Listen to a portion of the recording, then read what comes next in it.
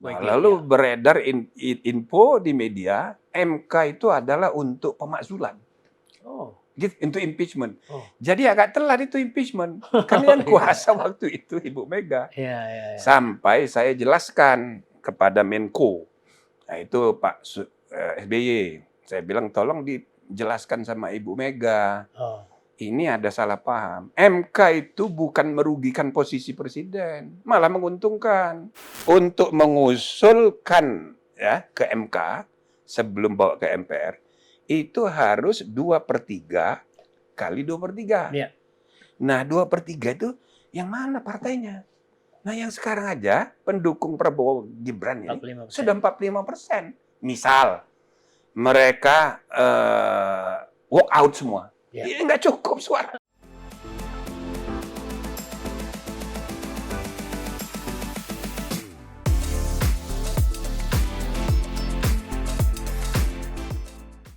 Sobat Panangian, kali ini saya mendapatkan kehormatan karena mengundang seorang tokoh yang sangat fenomenal. Bayangkan aja belakangan ini, beliau ini diajak di podcast dan penontonnya sampai hari ini sudah 4 juta kalau nggak salah. Dan ini akan terus meningkat. Ada apa itu? Nah, tentu saja banyak informasi yang perlu digali sehubungan dengan kondisi atau konteks politik pemilu yang belum diumumkan secara resmi. Nah, saya sebelumnya membacakan dulu pendidikannya, latar belakang pendidikan ya. Fakultas Hukum Universitas Indonesia, sarjana hukum. Suruh lihat di internet aja. Dan ya, suruh lihat di internet pasca sarjana di Universitas Indonesia. Dan yang menarik bagi saya, Van Vollenhoven Institute, React Fakulteit Ya, itu University risetnya. Leiden ya. Itu dokter ya Pak ya? Nah, dokternya di UI. Oh, dokternya di UI ya, tapi risetnya di sana ya. Nah, siapa lagi kalau bukan Ketua Mahkamah Konstitusi RI pada masa jabatan 2003 sampai 2008? Yang pertama. Di KPP juga pertama. Oh, di KPP. Terus kemudian? Tukang pecat KPU sama Bawaslu. Oh iya, dan yang terakhir, Ketua MK-MK. Wah, itu yang paling fenomenal kan? Karena ditunggu semua pihak itu. MK-nya MK. MK-nya MK. Yuk nonton juga? Nonton lah. Oh, nonton. Siapa yang nggak nonton, Pak? Nah, jadi banyak berseliweran pendapat di media tentang bagaimana Pak Jokowi dan seterusnya, dan bagaimana pula tentang hak angket dan seterusnya. Nanti akan kita coba tanyakan kepada beliau. Nah, selamat datang Pak Jimmy. Terima kasih ya. Pak Jimmy ya datang. Ya. Dan saya pengen tahu juga kok ada di Tamrin City ada podcast begini. Saya pengen tahu. Udah lama nggak kemari. Ya, terima kasih Pak. Begini ya, saya lihat. Ya. Oh, keren juga ini. Ya, jadi seperti Bapak tanya tadi, ini memang podcast baru. Oh, baru. Januari itu baru 10.000 subscriber ya. Sekarang berapa? 80.000. Jadi kita belum melihat 1 juta ya? Ya. Belum 1 juta. Belum. Gas terus ya? Nah, dengan ini nanti akan 1 juta. Nah, belakangan ini ada hak angket dan Bapak sudah menjelaskan di berbagai media ya. Terus kira-kira gimana dalam 10 hari ke depan? Kan tanggal 20 akan ada pengumuman resmi dari KPU. Iya.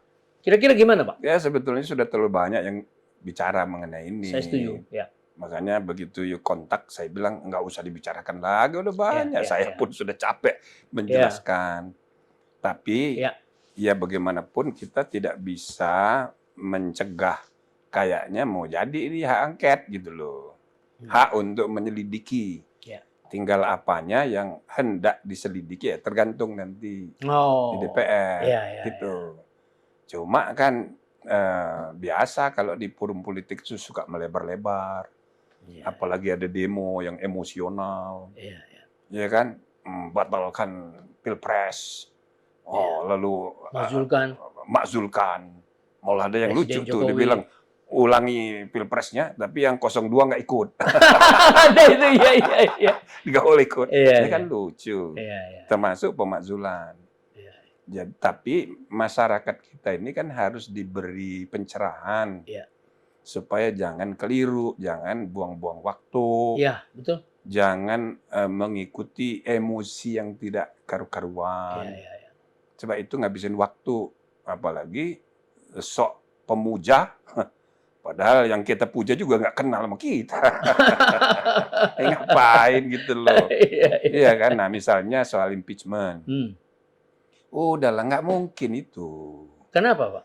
Ya karena kan di kursi yang sekarang di DPR ini kan 45% kubunya 02, ya. kubu pemerintahan. Tapi kalau ditambah kubu partai yang sekarang ada di kabinet, tambah besar lagi jumlahnya. Ya kan? Oke, seandainya kita ambil yang 45% aja. Saja, ya. Nah, 45% itu sudah tidak memungkinkan untuk adanya impeachment. Kenapa?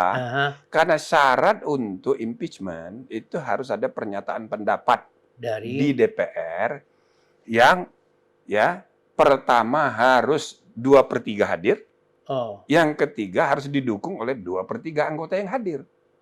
Lah ya kan nggak mungkin ini 45% mendukung Jokowi. Minus menteri-menteri yang PDIP ada 7 gitu kan. Misalnya itu nggak usah dihitung misalnya. Ya kan nggak mungkin. Nah itu sebabnya Ibu Mega pun sudah punya sikap kan. Dia sudah punya statement ini hak angket jangan melebar-lebar ke pemakzulan. Sudah benar tuh. Jadi masyarakat luas harus tahu ini nggak mungkin.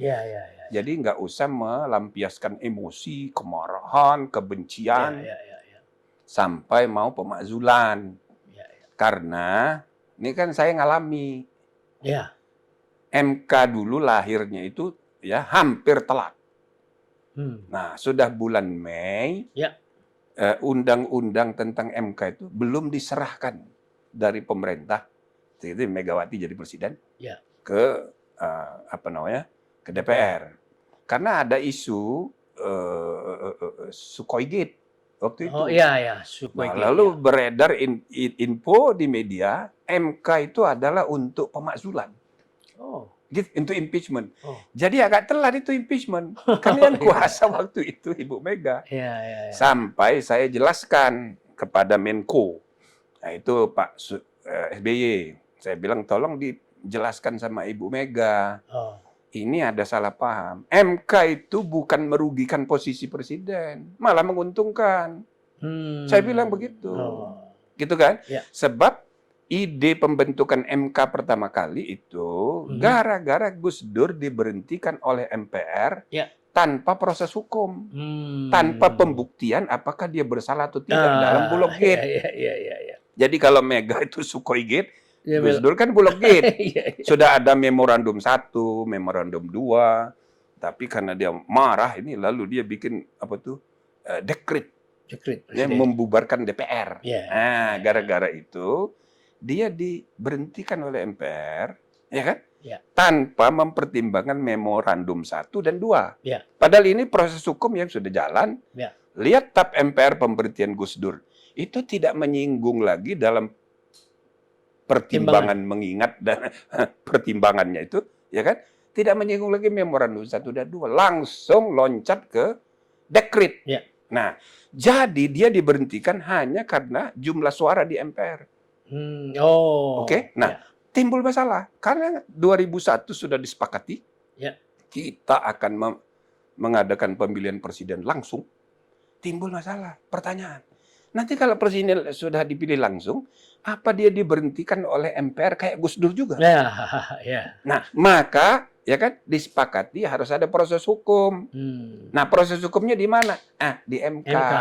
Sepakat dibikin MK, baru kita studi kemana-mana. Apa aja tuh kewenangan MK gitu. Saya termasuk kebagian kemana-mana sebagai tim ahli dulu. Nah, jadi adanya MK itu, ya kan, menambah sulit proses impeachment itu. Dengan sendirinya ya? Iya, apalagi selalu saya bilang ya. Impeachment di Amerika itu belum pernah ada kejadian presiden diberhentikan. Satu-satunya yang pernah berhentikan cuma Nixon. Itu bukan karena proses di Senat, tapi karena dia mengundurkan diri karena malu. Nah, jadi coba Bill Clinton, menang 1 suara. Jadi itu adalah mekanisme yang hanya untuk membalance, check and balance supaya Jangan sembarangan presiden itu, maka ada mekanisme impeachment. Jangan setiap ada kekecewaan impeachment, gitu dong. Ya, prosesnya perubahan Undang-Undang Dasar itu prosesnya berat, setengah mati, ya kan? Syaratnya itu, prosesnya. Tapi untuk impeachment lebih berat. Dengan adanya MK ini. Bukan, jadi suara. Ya. Oh, suara ya. Itu kalau untuk Undang-Undang Dasar sepertiga inisiator pengusul. Ya. Nanti dibentuk pansus, nanti 51% setuju, jadi perubahan. Ya kan? Tapi usul perubahan itu, aduh, itu membutuhkan partisipasi. Itu gegap gempita. Jadi tidak mudah untuk mengubah Undang-Undang Dasar. Kalau untuk impeachment lebih susah lagi. Harus 34 ya kali 2/3. Kalau perubahan Undang-Undang Dasar cukup 51%. Ya ini nggak cukup, harus 3/4 kali 2/3. Lah, susah. Jadi lupakan itu impeachment itu. Apalagi di DPR-nya. Untuk mengusulkan ya ke MK sebelum bawa ke MPR itu harus 2/3 kali 2/3. Nah, 2/3 itu yang mana partainya? Nah, yang sekarang aja pendukung Prabowo Gibran ini 45%. Sudah 45%. Misal mereka walk out semua. Ya nggak cukup suaranya. Nggak cukup. Jadi sekali lagi, udahlah, lupakan itu. Fokus saja, kritik-kritik diberikan kepada proses penyelenggaraan ini sesuai mekanisme yang ada. Gitu. Kalau mau ideal gitu ya. Angket itu ujungnya proses hukum. Angket itu penyelidikan, dilanjutkan penyidikan, penuntutan. Nah, mekanisme penyidikan, diangket, penyidikan, dan penuntutan. Sepanjang terkait pemilihan umum, sudah ada mekanismenya di Bawaslu. Itu loh. Misalnya ada pejabat atau penyelenggara pemilu atau peserta pemilu yang melakukan pelanggaran yang dianggap masuk kategori tindak pidana pemilu. Nah, itu dibawa ke Bawaslu. Cukup ya. Dibawa ke Bawaslu, di situ ada sentra Gakumdu, sudah ada di situ kepolisian, kejaksaan. Sudah ada di sentra. Jadi nanti begitu ditemukan atau ada laporan, diproses, langsung bawa ke pengadilan negeri.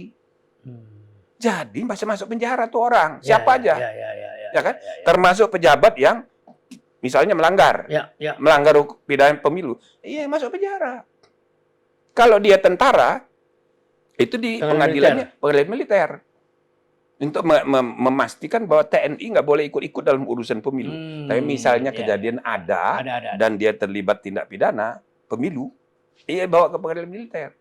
Jadi sudah ada mekanisme penegakan hukum terpadu. Ngapain lagi pakai angket? Jadi tambah waktu. Ya kan? Begitu nanti diumumkan oleh KPU, langsung aja ke Bawaslu. Gitu loh. Nggak usah ke angket lagi, itu jadi rame-rame aja. Padahal ujungnya penegakan hukum juga. Oke? Walaupun dari segi politik, itu jalan politik. Ya boleh aja, politik itu kan untuk memuaskan dahaga politik, boleh aja. Cuma kalau kita boleh memberi saran kepada elit pemimpin, begini, ini pemilu udah selesai, secara material sudah selesai, cuma secara formil memang kita harus sabar.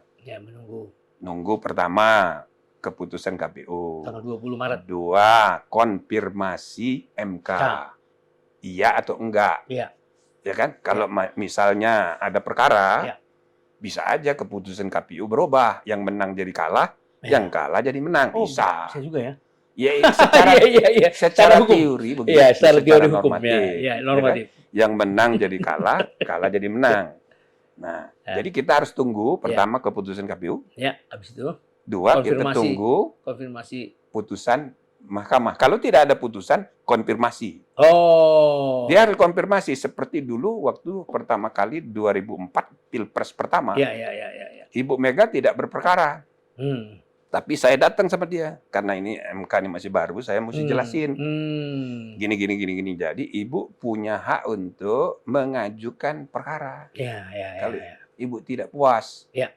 Nah, dia jawab, ya sudah Pak Jimli, saya terima aja. Saya percaya Pak Jimli, pokoknya. Nah, berarti Bu, saya akan umumkan tidak ada perkara. Kalau tidak ada perkara, berarti keputusan KPU sudah benar. Sudah final. Ini untuk kepastian. Sehingga ada yang namanya presiden terpilih. Presiden elect. Tapi saya ingatkan, presiden elect itu belum jadi presiden Republik Indonesia. Presiden Republik Indonesia baru tanggal 20 Oktober. Seandainya sebelum tanggal 20 Oktober terjadi perang dunia ketiga. Ya kan? Lalu bom sana sini, termasuk gedung MPR hancur semuanya. Lah pasti presiden mengumumkan keadaan perang. Nggak jadi pelantikan. Presidennya terus Jokowi. Bisa setahun. Maka tolong kita sama-sama menghargai proses konstitusional. Nah, jadi secara formil ini harus dihormati, tapi secara material, aduh, ini sudah selesai ini. Makanya presiden seluruh dunia, sudah memberikan, Perdana Menteri negara-negara lain, sudah berapa tuh 17 negara memberi ucapan selamat karena dari metode quick count itu metode ilmiah yang dipakai di seluruh dunia. Kita sebagai negara demokrasi ketiga terbesar, masa nggak percaya, malu-maluin aja. Itu quick count itu beda dengan exit poll, beda dengan survei. Gitu loh, itu dipraktekkan di seluruh dunia kok. Gitu. Jadi secara material, begitu sebetulnya. Jadi tergantung elit mau menurunkan tensi gitu ya. Tapi secara formil itu tadi saya bilang, memang harus dihormati prosesnya. Tapi jangan menuju proses formal itu, kita panas-panasi masyarakat ini loh. Jangan begitu. Betul. Jadi artinya, ada juga yang mengatakan ini bagian dari bargaining politik untuk pemerintahan yang baru. Ya bisa aja, cuman kan plus minus kalau you terlalu keras untuk angket-angket begini malah nggak dihitung loh nanti. Jadi harus hati-hati juga ya. Hati-hati juga.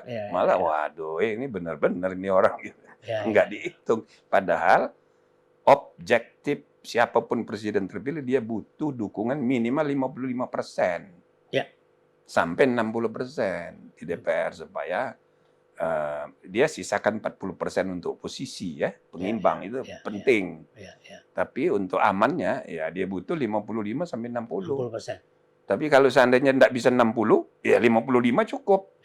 Juga kebagian itu. Makanya jangan terlalu keras loh. Lagi pula begini. Itu kan pas tekanan. Kalau 25 orang untuk inisiator gampang. Tapi nanti untuk dapat 51% itu belum tentu karena ada faktor, ada dua kemungkinan. Satu, ada lebih dari 100 yang nggak kepilih lagi. Anggota DPR. Iya, betul. 100 lebih itu, 120-an kali yang tidak terpilih lagi. Nah, kemungkinan pertama yang paling semangat untuk angket yang nggak kepilih itu. Itu kemungkinan pertama. Sedangkan yang terpilih, kan, dia lihat-lihat dulu dong. Itu kemungkinan pertama. Kemungkinan kedua, yang terikat kepada disiplin partai, cuman yang terpilih itu. Ya lihat-lihat kan. Kalau yang ini kan nggak terlalu apalagi perlu disiplin dia nggak terpilih. Nah, dua kemungkinan itu. Sehingga permainan ini ada saja kemungkinan nggak jadi itu 51%. Nggak nyampe itu. Nah, cuma ya begitulah ya. Kita harus hormati sampai tokoh-tokoh besar, bintang 4, mantan gubernur, mantan menteri, mantan ketua ormas Islam besar, misalnya kan? Nah, supaya agak tenang dikit. Pakar-pakar yang pinter-pinter dalam keadaan normal biasa pinter. Tapi kalau sudah kayak begini, pinternya hilang, emosinya yang mempengaruhi. Emosi pakar sama emosi orang jalanan mirip-mirip aja kalau udah urusan kekuasaan mah. Mirip-mirip aja. Jadi ya artinya ini pemberi pelajaran kepada masyarakat supaya tenang, jadi nggak usah Iyalah, khawatir. jangan ikut-ikutan. Ya jangan ikut-ikutan ya. Iya, nggak Ya, usah ya. ikut-ikutan. Apalagi yang di medsos itu, ampun deh, yang nggak sependapat dengan dia, yang kira-kira mendukung paslon lain, maki-maki. Masa, Ya, ya. masa begitu? Ya, kayak dia kenal aja. Ya. Nah, ada sedikit pandangan yang menarik tentang pemberian jenderal kehormatan kepada Pak Prabowo oleh Pak Jokowi. Bagaimana pandangan dari Pak Jokowi? Itu kan masalah internal TNI yang mengusulkan. Tanya Betul, TNI. betul. Kalau menurut saya sih bisa-bisa aja. Dedi itu sipil tuh dapat kolonel, tituler. Ya, Apa ya. tuh? Ya. Kolonel apa letkol? Kolonel tituler. Letkol kali ya. Letkol. Nah, bisa aja. Apalagi ini kan mantan tentara. Jasanya banyak. Jadi wajar aja. Dan itu tidak ada kaitan dengan undang-undang gelar. Undang-undang pahlawan. Ya. Kan saya 10 tahun ngurus penghargaan bintang-bintang Mahaputra dan sebagainya. Ya. Itu internnya TNI. Jadi bukan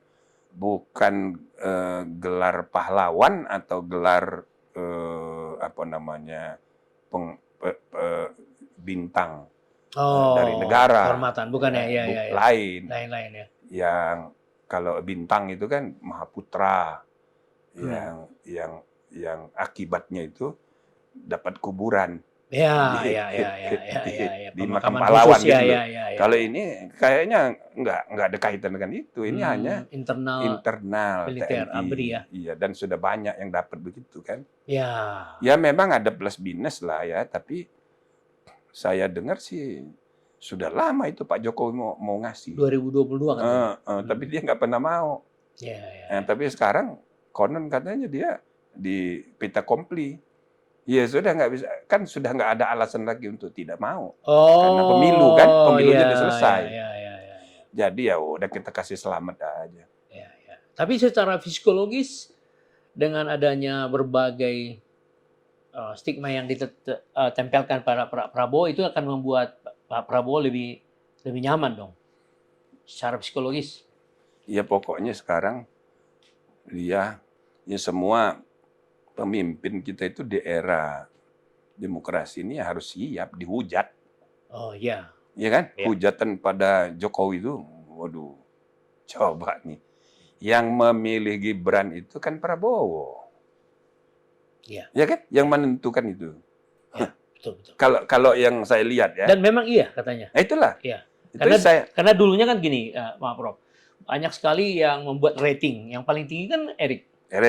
Tapi konon katanya Pak Prabowo-nya yang sangat yakin bahwa memilih Gibran untuk menarik. Bukan begitu. Ini semua partai punya capresnya sendiri-sendiri. Oh iya, tentu, ya kan? tentu. Golkar maunya Erlangga. Ya. Ini wajar dong partai terbesar. Ya. Anda nggak perlu terlalu terpaku pada hasil survei, tapi dia partai terbesar. Ya, betul. Yang dilihat orang kan capresnya, bukan cawapresnya. Ya.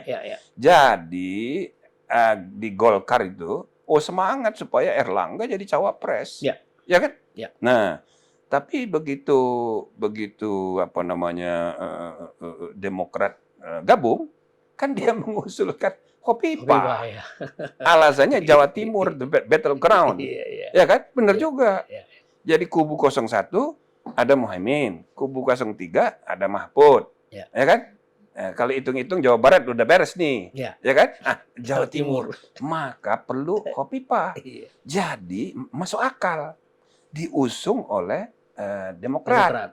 Nah, tapi PAN ini kan dia lebih kecil, ya kan? Dia mengusung Erik. Pusing lah kawan ini kan? Oh iya betul. Milih yang mana ini? Iya kan? Jadi nggak mudah.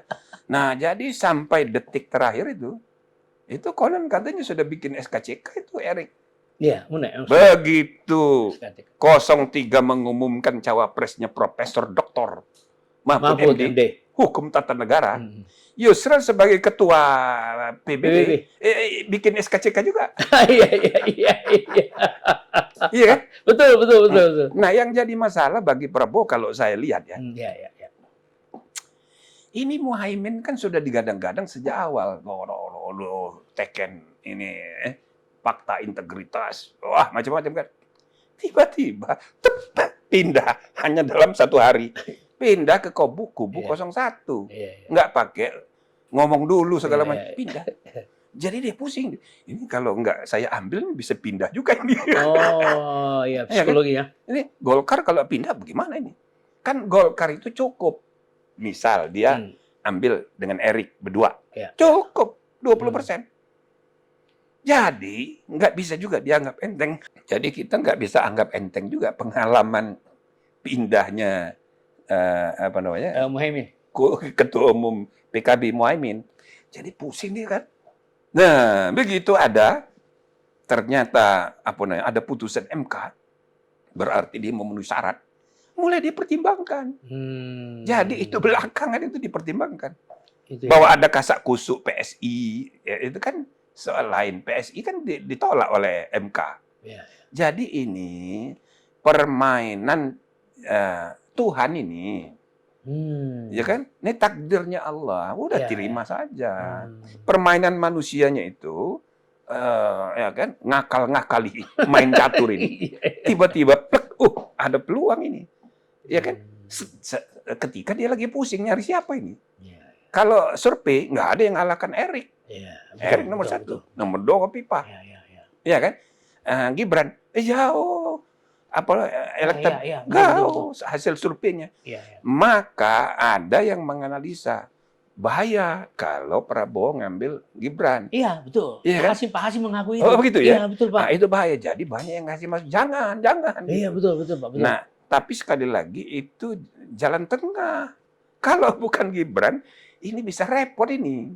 Berarti serius loh. Iya, betul, Pak. Yusril aja sudah bikin SKCK. Iya. Jadi analisa Bapak bahwa itu ketajaman keyakinannya Pak Prabowo ya. Ya satu hal analisa objektif saja tapi yang kedua tentu ada feeling juga. Ya feeling lah, ya dong. Nah, jadi ya kita dengan feeling ya. Tapi terlepas dari feeling dan logic power, kekuatan akal sehat, moral power, kekuatan nurani manusia itu menjadi sarana untuk penemuan kebenaran. Tapi di atas itu semua ada yang ngatur ini. Iya kan skenario ini. Jadi luar biasa. Kalau dalam Quran tuh ya, wa makaru wa makarullah wallahu khairul makirin. Semua orang bisa membuat rencana-rencana, bisa membuat makar. Taktik sih. Tapi ya kan rencana yang paling kuat itu rencana dari Tuhan. Takdir ya. Iya. Nah, kita sebagai bangsa yang berketuhanan yang Maha Esa, apapun agamanya harus percaya itu. Iya, karena ada dulu keraguan yang memberikan saran supaya jangan Gibran dengan capture dari survei itu hanya 50-an. Jadi memang ada kekhawatiran juga ini nggak satu putaran awalnya. Nah, yang menarik adalah begitu Gibran dipilih oleh Prabowo, bapaknya tidak melarang, marah orang. Maunya orang, bapaknya melarang dong. Nah, ya kan nggak bisa begitu. Nah, kenapa begitu? Ada juga harapan ya, supaya maka itu kan selama berbulan-bulan ini sejak ditetapkan, ya kan, yang dimarahin orang, dicaci maki Jokowi bukan Prabowo. Jadi Prabowo itu jadi menikmati, ya kan? Padahal dia yang membuat keputusan, yang kena marah Jokowi. Orang tua. Kasihan juga itu. Makanya kalau kita lihat, akibatnya ya orang makin banyak marah, benci kepada Jokowi. Tapi sebaliknya yang mendukung dia, mencintai dia, makin banyak juga. Sebanyak suara yang mendukung 02 itu. Itu kalau kalau ini dibiarkan emosi yang orang kalah ini, nanti lama-lama itu akan mengundang silent majority yang 60% marah juga sebaliknya. Bisa perang ini. Gitu loh. Jadi makin dia dibenci, makin banyak yang mencintai dia. Nah, ini kan psikologi politik aja. Jadi kita mesti para pemimpin, para elit harus menyadari bagaimana move on gitu, walaupun pelan-pelan. Ya kan? Tadi saya bilang, Ya, ya. jangan melampaui proses yang harus dihormati ini sampai tanggal 20 Oktober. Ya. Yuk jangan mentang-mentang 20 Maret sudah diumumkan langsung dianggap selesai. Nanti dulu, Ya, masih ada MK. Ya, Secara teoritis MK itu bisa mengubah hasil. Ya, ya. Yang menang jadi kalah. Yang menang jadi kalah. Saya nggak nakut-nakutin. Iya, betul. Saya sebagai pendiri itu MK. teori hukumnya gitu. Itu. Yang menang jadi kalah, yang kalah Kalau jadi jadi menang ya. Dan banyak kalau di tingkat daerah banyak. Anggota DPR yang terpilih banyak. Oh, kasusnya. Banyak kasusnya, gitu Ya, loh. Nah, ya, jadi ya. kita harus hormati. Tapi sesudah terpilih pun, Anda tetap harus menghormati Presiden Republik Indonesia yang masih ada. Oh, iya dong. Outgoing Presiden. Ya, ya. Sampai 20 Oktober pagi, Jokowi dan Ma'ruf Amin masih Presiden dan Wakil Presiden. Ya hormati. Jangan mentang-mentang ya sudah terpilih, jadi Presiden terpilih langsung rapat-rapat nyusun kabinet segala. Ya nanti dulu kan kesian ini menteri-menteri yang ini kerjanya gimana ini?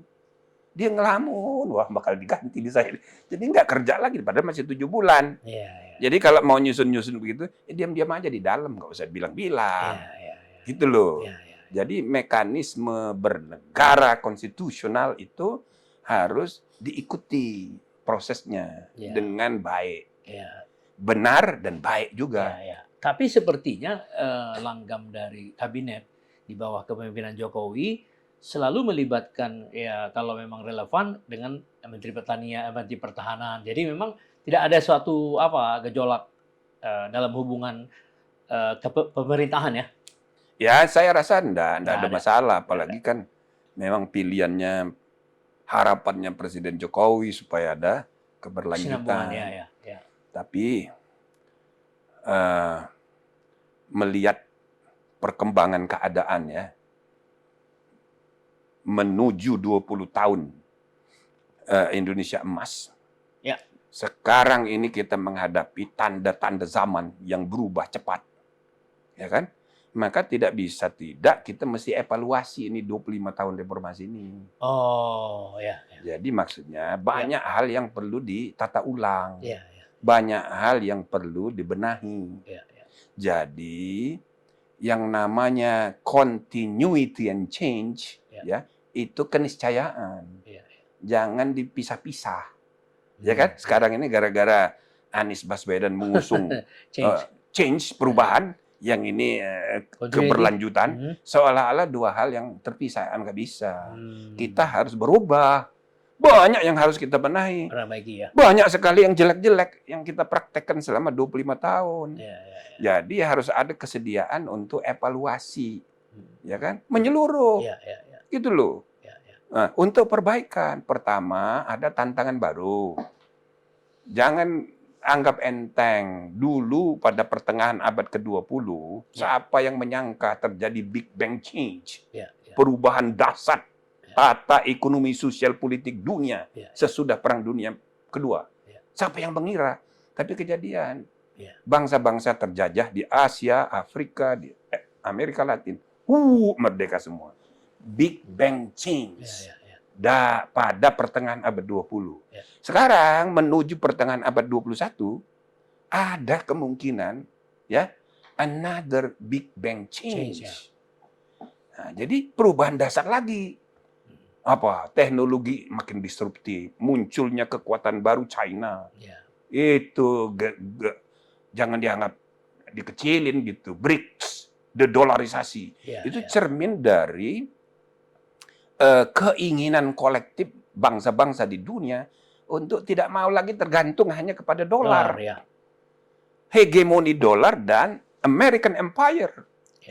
Ini betul-betul sesuatu yang gejala baru. Nah, perang sudah terjadi di mana-mana. Dulu Perang Dunia Kedua itu yang punya bom atom itu cuma Amerika dan cuma 2. Ngakunya banyak. Setelah selesai Perang Dunia Kedua, para ahli cuma 2 dia punya.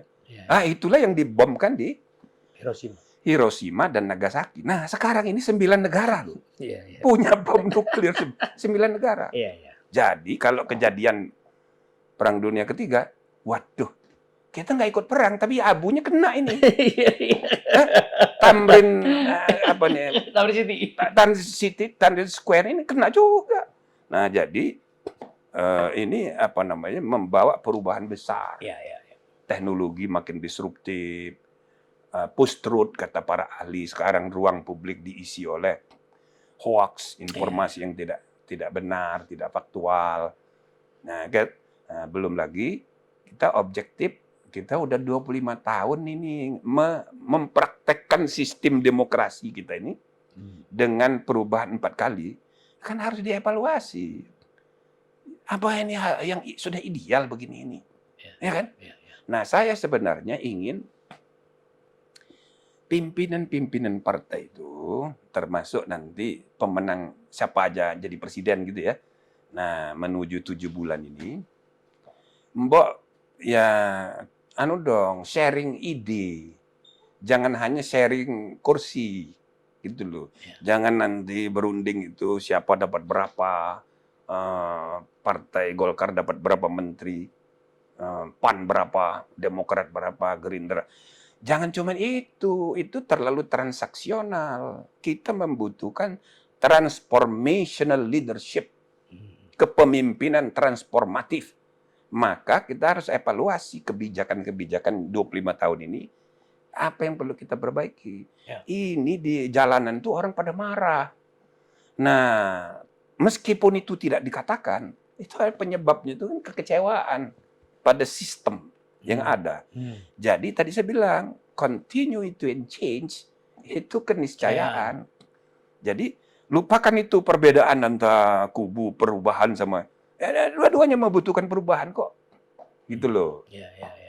Ya kan? Nah, jadi yang menarik kan begini.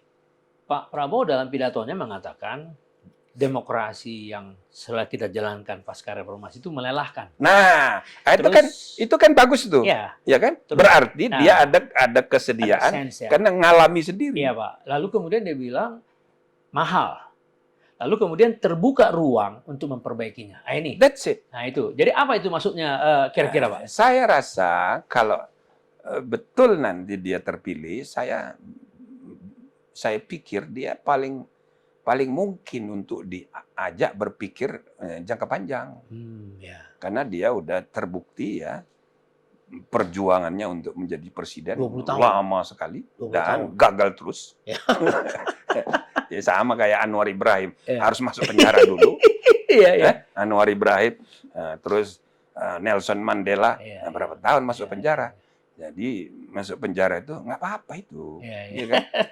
Kalau urusan politik akhirnya kan berhasil, betul. Walaupun belum resmi ya. Nah jadi saya pikir dia pribadi yang di antara calon-calonnya yang sudah selesai itu dia. Gitu loh. Dengan dirinya usianya sudah apa namanya 72. Sangat senior, pengalamannya sangat banyak, duitnya juga banyak, lumayan. Nggak kehitung. Tahu dia bisa ngitung nggak itu dia. Itu kan. Nah, jadi dia tidak akan lagi menjadikan jabatannya itu untuk mengambil. Ngambil itu maksudnya mendapat kekuasaan lebih tinggi, mendapat kekayaan lebihnya. Dia udah selesai. Nah, maka mudah bagi kita mengajak dia berpikir untuk reform to transform. Reformasi untuk bertransformasi menuju 2045. Dan makalah beliau itu juga begitu. Transformasi menuju Indonesia Maju 2045. Makalahnya begitu. Nah, kira-kira di bidang hukum ya kan, karena Bapak kan pakar hukum, apa yang paling mendasar? Ada yang mengatakan begini, mengapa partai politik di mata masyarakat adalah lembaga yang terendah setelah TNI, Presiden, MK, itu di atas 70 semua. Tapi begitu partai politik itu 50. Nah, ada yang mengatakan undang-undang partai politik yang harus dirubah duluan katanya. Ya itu salah satunya. Cuma kan kita diskusikan sekarang kenapa ini orang kok marah sekali pada dua hal. Satu soal etika, dua dinasti politik dan politik dinasti. You cek dalam sejarah sejak Indonesia merdeka, kapan orang begitu marah mengenai dua hal ini?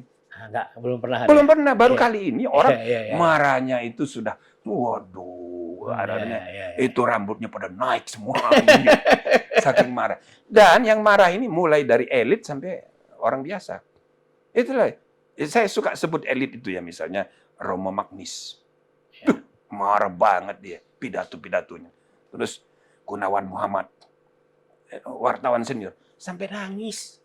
Coba bayangin. Ya, tentu dia nangis kan dengan perspektif dia. Terus ada lagi Jenderal Bintang 4. Kan? Mantan Menteri Agama.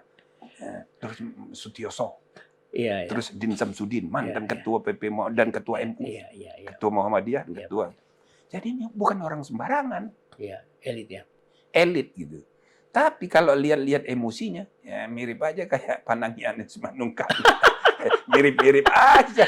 Mirip aja. Profesor Doktor. Iya, Pak. 3 kali botak. Saya bilang Dedi Kobuzer, profesor, you kan baru 1 kali botak. Banyak profesor 3 kali botak. Saking pinternya. Iya. Emosinya kalau udah urusan begini, mirip-mirip aja dengan mahasiswa S1. Nah, jadi ini ya, kalau kita lihat ujung-ujungnya 2 hal ini. Soal dinasti, soal etika. Tidak beretika, tidak beradab. Ya kan? Iya, betul. Ya, nah, jadi yang jadi masalah itu semua orang ini begini nunjuknya. You tidak beradab. Tangannya 3 ke sini nggak kerasa. Anda ini dinasti politik. Tangannya ketiga nggak kerasa. Kan? Semua partai itu mengalami yang namanya pembiruan. Apa itu pembiruan? Saya namakan pembiruan darah semua. Jadi dinasti semua partai itu. Iya. Ya kan? Cuma begitu. Nggak kerasa. Iya. Mana? Saya nggak usah sebut. Iyalah. Satu persatu. Sama aja. Malah ada partai yang birunya sampai agak kehitam-hitaman saking birunya. Darahnya jadi biru. Iya. Artinya ini ya. Saya bilang isu politik dinasti dan dinasti politik ini itu fenomen. Ya. Sebab sosiologisnya, dasar sosiologisnya itu budaya feodal, budaya kerajaan. Kita ini masih budayanya kerajaan. Ada misalnya yang berusaha nih, para ahli, para pakar. Itu beda, Pak. Jadi dinasti di lingkungan partai, dinasti di jabatan bernegara itu harus dibedakan. Nggak bisa. Ini saling kait berkait. Karena partai politik itu adalah instrumen demokrasi berbangsa, bernegara. Instrumen dia. Nah, instrumen demokrasi ini ya harus demokratis juga secara internal. Ini yang dimaksud internal demokrasi, ya, supaya dia berfungsi sebagai sarana demokrasi eksternal berbangsa. Jadi kalau partai ini tidak demokratis, bagaimana you mau membangun demokrasi eksternal? Nggak bisa. Jadi ini fenomen dari realitas budaya politik kita yang masih feodal. Ya kan? Kerajaan. Sebelum kita merdeka, seluruh Indonesia ini kerajaan banyak banget. Gitu. Nah, banyak anak-anak muda yang nggak tahu. Betul. Waktu di BPUPKI, tidak banyak pasal yang diputing. Nggak banyak. Jadi para the framers itu, setuju. Berdebat, setuju. Misalnya ketika memperdebatkan negara kesatuan atau federal. Kubu Bung Hatta, itu maunya federal. Ngotot. Kubu Bung Karno, nggak mau. Kita harus negara kesatuan. Akhirnya sepakat. Oke, kita sepakat negara kesatuan, tapi dengan otonomi daerah. Itu contohnya. Ya. Jadi, hampir semuanya itu aklamasi. Setelah berdebat. Ya, pukul-pukul meja juga, tapi berdebat substantif. Tetapi ketika memilih republik atau kerajaan, itu banyak yang ngotot, akhirnya terpaksa di voting. Di voting ya. Jadi ada 9 orang ngotot nggak mau republik, karena dia nggak tahu apaan republik kan. Republik ini bahasa apaan ini? Ya kan? Bahasa Jawanya nggak ada tuh republik itu apaan. Sunda, Batak, nggak ada tuh. Ya kan? Nah, jadi orang belum kenal. Nah, maka 9 orang ini saking ngototnya, akhirnya jadi sepakat, ya udah kita puting aja. Jadi diputing. Nah, ketika diputing, yang memilih republik itu 55 orang. Oh. Yang memilih kesultanan atau kerajaan itu 6 orang. 2 orang lain-lain, 1 orang lagi tidak hadir. Nah, jadi waktu diputing itu, ada 6 orang yang ngotot minta kerajaan. You bayangin aja. Seandainya sebelum diputing, sebelum diputuskan, dibuat dulu referendum, tanya seluruh rakyat. Saya yakin yang menang itu yang 6 orang itu. Karena budaya politik kita itu memang kerajaan. Dari dulu ya. Sejarahnya begitu. Kesadaran kognitif rakyat Indonesia itu ya memang kerajaan. Jadi itulah gambaran budaya politik. Sampai sekarang masih kayak gitu. Kelakuannya sama. Makanya semua partai jadi kerajaan. Semua jabatan-jabatan di kepolisian masih banyak tuh anak mantu di kader di dalam ordel, orang dalam. Ordal. Di kejaksaan begitu, di kepolisian begitu, di kementerian juga begitu. Itu ya adalah cermin dari budaya feodal, bukan meritokratis. Iya, betul. Itu sebabnya waktu reformasi gerakan anti KKN. Korupsi, kolusi, nepotisme. Ya, sekarang yang ketinggalan cuma korupsi aja. Itu pun nggak efektif. Yang 2 lagi orang udah lupa. Kolusi dan nepotisme. Ini belum selesai nih. Jadi ke depan tuh kita harus melakukan dengan sengaja ya modernisasi politik dan kelembagaan politik. Harus dievaluasi semuanya, bukan cuma partai. Ya kan? Ya termasuk partai tentu saja. Dengan sendirinya ya. Iya, jadi saya mengusulkan yang begini ini didiskusikan antara pimpinan partai. Jadi jangan hanya bagi-bagi kursi. Nah, yang kedua soal etika. Kapan dalam sejarah semua orang marah soal etika ini? Sekarang ini. Terutama sesudah Gibran dipilih dan dikaitkan dengan mekanisme putusan MK. Maka MK diubah kepanjangan jadi Mahkamah Keluarga. Saya nggak tega, saya sebagai pendiri MK, waduh, tahu juga ini. Nah, jadi soal etika ini sekarang jadi pembicaraan orang di mana-mana.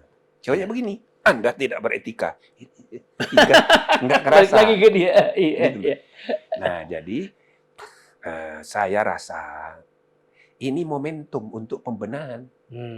Pertama, kita manfaatkan momentum ini karena semua orang menyadari pentingnya soal etika. Itu ya. Itu kan? Pesannya itu ya. Yang kedua, semua orang marah kepada dinasti. Momentum untuk kita modernisasi. Nah, itu kalau soal etika itu dari 10 tahun ini saya sudah mengusulkan kita harus membangun rule of ethics. Ya, bersamaan dengan rule of law. Kita tidak cukup hanya membangun menata sistem hukum, tapi juga menata sistem etika berbangsa dan bernegara.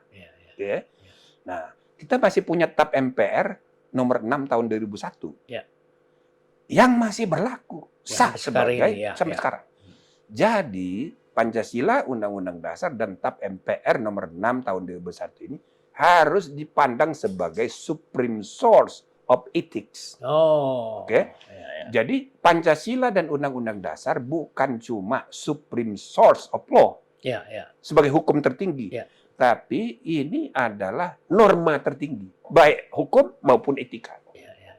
Tapi selanjutnya harus dijabarkan, ditata. Jangan dia dibiarkan jadi kreativitas sektoral. Nah, misal semua undang-undang yang lahir selama 25 tahun ini, yang mengatur lembaga negara, yang membuat lembaga-lembaga independen, komisi-komisi negara, pasti di dalamnya ada pasal mengenai kode etik. Selalu ada itu. Selalu ada. Dan selalu mengatur mengenai lembaga penegaknya. Namanya macam-macam, Dewan Etik, Majelis Kehormatan, gitu kan? Gitu. Nah, tapi ini kan sendiri-sendiri. Kreativitasnya masing-masing. Ini harus kita kita integrasikan dalam satu kesatuan sistem. Nah, maka saya mengimpikan supaya di Indonesia ini ada Mahkamah Etika Nasional. Jadi puncak dari sistem penegakan kode etik ini harus ada yang tertinggi, namanya Untuk apa? Untuk memberi tempat kasasi tertinggi atau banding terakhir. Ketika ada masalah misalnya etika ya? Anwar Usman diberhentikan jadi ketua. Dia mengadu ke pengadilan Tun. Nah, itu nggak benar. Dia harus mengadu ke sana ya? Mengadunya ke gitu loh. Jelas. Terawan dipecat oleh ID. Oke? Iya. Iya kan? Dia gimana mau mengadunya? Iya, nggak ada tempatnya. Sedangkan dia ini dipecat tuh gara-gara dia dalam tanda petik ya. Mengganggu bisnis. Bukan, agak sombong dia. Oh gitu. Dipanggil oleh Majelis Kehormatan Dokter, datang. Iya.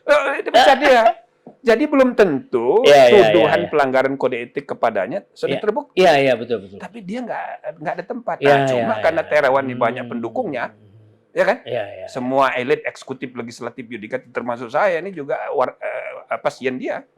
Jadi didukung dia oleh. Nah, maka diadakan perubahan undang-undang kesehatan yang mempreteli kewenangan ini.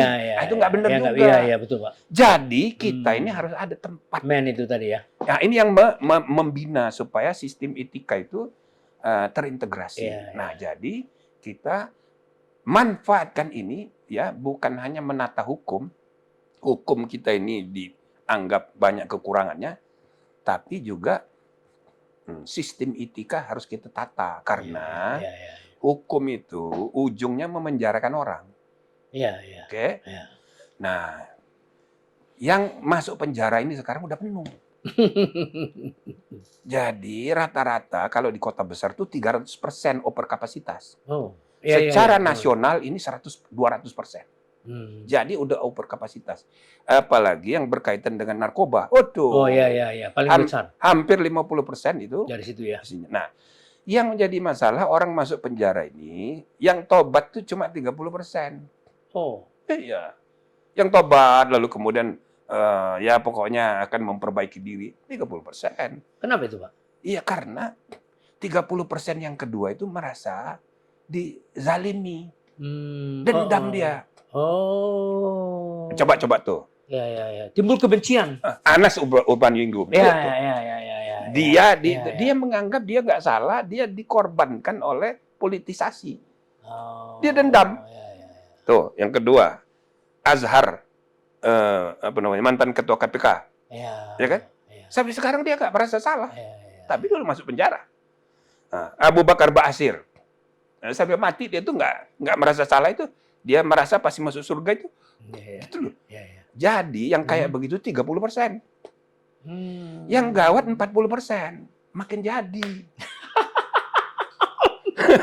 Jadi penjara itu jadi school of criminals. Maka janganlah semua masalah tentang perilaku ideal dalam kehidupan berbangsa bernegara diselesaikan secara hukum. Kita harus manfaatkan mekanisme etik ini. Pecat. Gitu loh. Dia diperlukan itu untuk, kalau dia diberi sanksi berhenti, untuk tujuannya bukan membalas kesalahan. Kalau hukum retributif, membalaskan kesalahan. Kalau peradilan etik bukan, tujuannya mengembalikan public trust kepada institusi jabatan. Gitu loh. Memulihkan kepercayaan. Jadi tujuannya begitu, sehingga dia nggak perlu masuk penjara. Ya udah berhentiin aja. Ini kan soal jabatan, soal gantian, apa-apa. Dah, yuk kerja tempat lain ya kayak gitu. Dan kebetulan banyak pejabat nggak takut juga dengan penjara. Iya, karena penjaranya sendiri bisa diakalin. Ya benar ini. Iya, nggak takut. Tapi kalau dipecat, takut dia. Takut dia. Makanya sistem etik harus kita perkuat. Berarti, nah, ini momentum gitu loh. Berarti etik sama kerasnya hukumannya yang diterima oleh pelaku ya dengan penjara ya? Nggak, penjara kan masuk penjara. Tapi kan karena dia tadi itu merasa penjara itu tidak nah, iya, kalau bisa diakalin kan? Ya, seminggu sekali ada kawinan, loh, kok Iya. ada dia ikut kan? Dia dapat izin belum lah. Izin keluar. Iya, iya.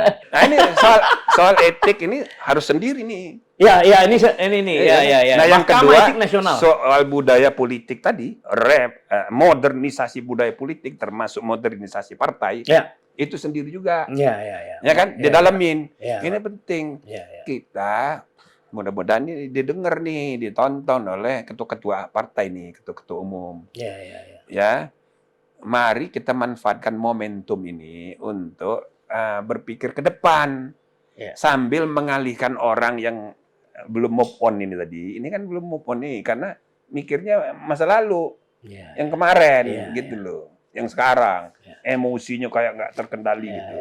Nah, kita ajak orang-orang ahli ini berpikir ke depan, perbaiki. Nah, jadi ada public discourse, public debate mengenai isu-isu masa depan.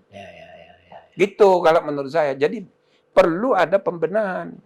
Jadi ini bukan hanya soal menang kalah, soal jabatan menteri ini. No. Bukan cuma itu.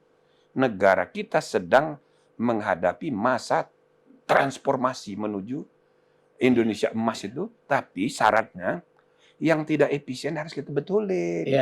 Banyak lembaga-lembaga negara yang kita lihat, waduh ini tidak benar ini, harus diperbaiki. Tidak berfungsi sesuai dengan harapannya ya. Bukan soal harapannya. Jadi dalam konteks bernegara, masing-masing jabatan itu kan ada gunanya untuk mencapai tujuan bersama.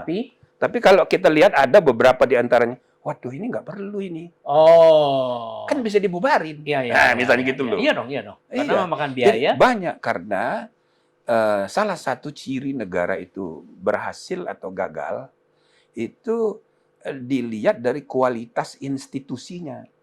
Kalau institusinya itu ekstraktif itu maksudnya hanya memakan sumber daya untuk dirinya sendiri, bukan memberikan dampak kepada rakyat, positif kepada rakyat dan kepada perkembangan negara. Ini ekstraktif, ya kan?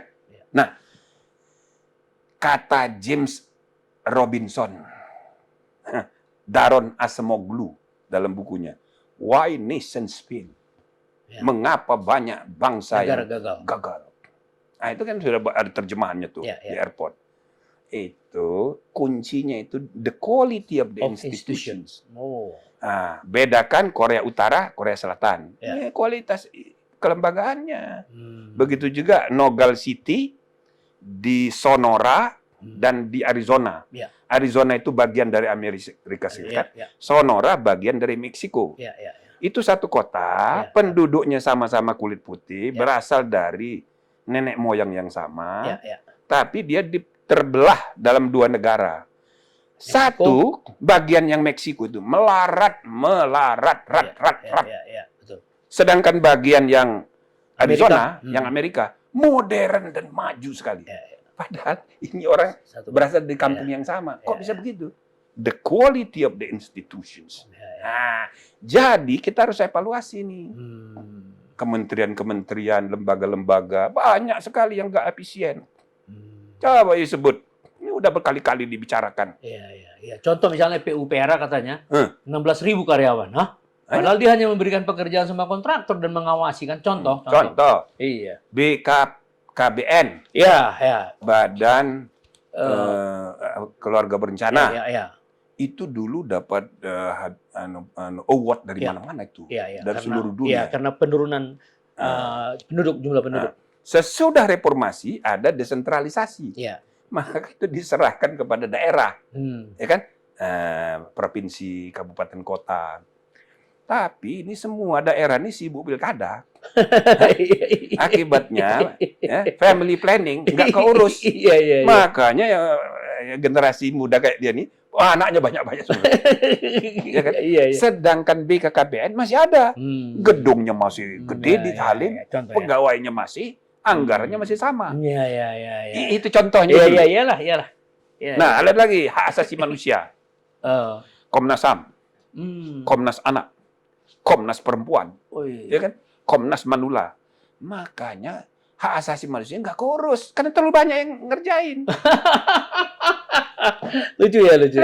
Iya. Nah, ini semua harus dievaluasi gitu loh. Iya. Jadi kita hanya banyak mengadopsi kelengkapan institusi Bikin barang secara fisik, iya. tapi secara fungsi belum pernah dievaluasi ya. Itu dia. Aduh, ya. Nah, ini juga berlaku bukan hanya untuk untuk lembaga pemerintahan, partai juga begitu, ormas juga begitu. Misal ormas nih, ada ormas, ada parpol, tengahnya ada orpol. Oh, bedanya di mana ini? Nah, misalnya, membubarkan parpol tempatnya di MK. Iya. Membubarkan ormas tempatnya di Mahkamah Agung. Kalau dia orpol bagaimana? Misalnya Hizbut Tahrir. Ya. Itu kan Hizbut Tahrir itu kalau bahasa Indonesia partai pembebasan. Tujuannya politik. Memang dia tidak jadi peserta pemilu. Ini kan bisa dikategorikan sebagai orpol ini. Misalnya gitu loh. Organisasi politik. Iya kan? Nah, misal saya bikin organisasi.